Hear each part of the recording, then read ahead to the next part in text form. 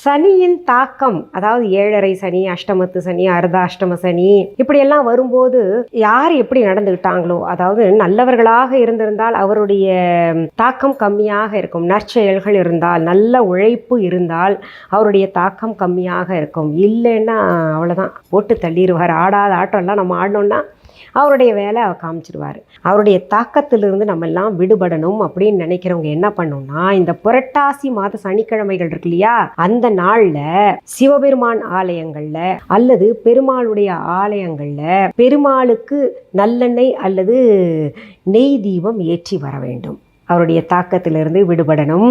பிரச்சனை எதுவும் ஏற்படக்கூடாது, வாழ்க்கையில் நாங்கள் நல்லா இருக்கணும் எப்பவும் போல் அப்படின்னு நினச்சிக்கிட்டு வேண்டிக்கிட்டு விளக்கு ஏற்றணும்.